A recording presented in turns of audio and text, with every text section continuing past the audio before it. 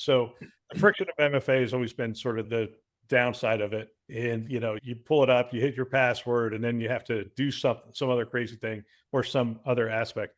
But I'm noticing more and more, like with my Apple devices and whatnot, they're attacking that friction.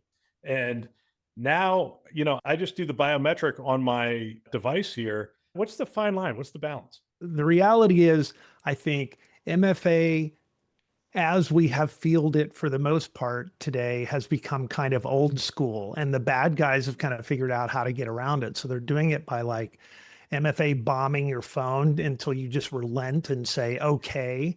Somehow they've gotten your username and password from somewhere else. And once they got the okay, they're in the system. Or they just set up pages that look really legitimate and they get your username and password, and then they send the authentication request to your phone or your authentication app, and you type in the number, and now they have everything they need. Before that session blows up, they are in the system.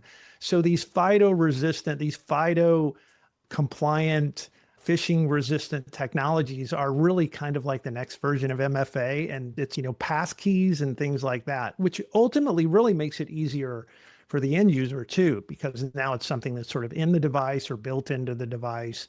They may not even need passwords. They can just go right into the system. And these are things that, you were talking about, like if you've used your fingerprint or you've used Face ID, you've kind of used this kind of technology already.